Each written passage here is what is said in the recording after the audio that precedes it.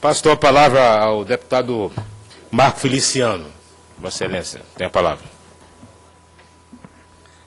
Senhor presidente, nobre companheiro deputado Luiz Alberto, parabéns pela propositura dessa audiência pública.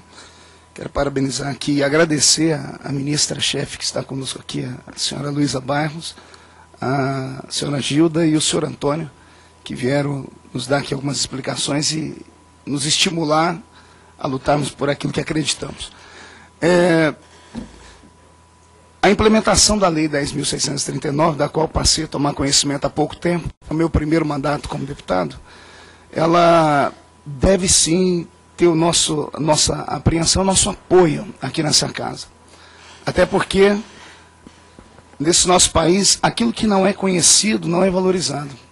Eu estava aqui pensando, enquanto lia alguma coisa sobre o projeto, quando eu era criança, lá no meio do mato, no interior de São Paulo, eu ia nos sítios e nas fazendas, e toda vez que eu voltava com a minha calça cheia de carrapicho. Não sei se alguém conhece carrapicho, na Bahia tem isso, mas carrapicho, braquiária. E toda vez que chegava em casa eu xingava, eu falava, por que Deus fez isso? Onde é que Deus estava com a cabeça quando ele criou o carrapicho? Anos mais tarde, querido Nazareno Fonteira, eu descobri que uma das maiores fortunas do mundo, nos Estados Unidos da América, foi criada exatamente por causa de um carrapicho. E o cidadão levou a ideia do Brasil, um fazendeiro texano, veio visitar um fazendeiro mineiro, e passeando pelo sítio, quando ele chegou na casa grande, estava cheio de carrapicho, a calça do americano, e o brasileiro pediu desculpa para ele por aquilo. Ele guardou numa caixinha de fósforo, levou para a América do Norte. Um belo dia, meses depois, ele achou aquele carrapicho e foi analisar o carrapicho, com a mente analítica, e ele acabou descobrindo uma função, fez um desenho, um protótipo, registrou, e ele inventou o velcro, e transformou-se numa das maiores fortunas do mundo. O que eu quero dizer com isso?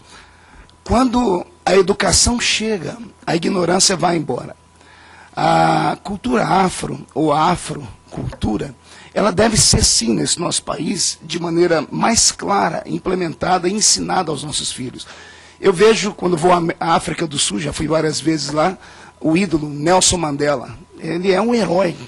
Eu vou aos Estados Unidos da América, eu tenho amigos que moram na Geórgia, principalmente Atlanta. Lá Martin Luther King é um herói americano. E onde está o nosso herói Zumbi?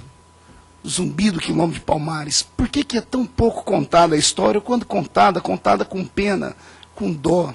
Então, essa lei tem que ser implementada sim. Tem o meu total apoio. Nossas crianças precisam aprender mais sobre isso, porque um país só se faz com cultura, e a cultura educacional.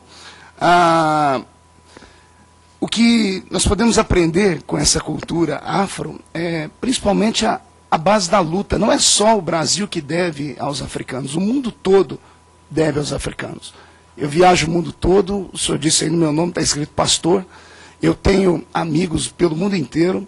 Eu fui dar uma palestra em Angola alguns anos atrás, fui a convite do presidente do país, doutor Eduardo, e fui pelo Ministério da Cultura e dei uma palestra a pelo menos 60 mil jovens sem uma perna, que eles haviam lutado pela guerra deles. Eu tenho hoje lá dentro de Angola uma escola que eu sustento, tenho 100 alunos que eu formo anualmente dentro de uma cultura cristã, sem ferir a cultura deles, sem ferir a religião deles, etc. E tal. Então eu acho que pode haver sim um entendimento, e nós devemos aqui nessa casa lutar por isso. Eu apresentei um projeto de lei, que inclusive foi feita uma audiência, inclusive Vossa Excelência estava presente, que é sobre o ensino religioso na escola. E dentro do ensino religioso, quando me perguntaram que religião ser ensinada, eu disse nenhuma. Nem a religião cristã, nem a religião budista, nem a religião de Maomé, nada. Mas sim os grandes conceitos das religiões, a cultura que as religiões nos deixam.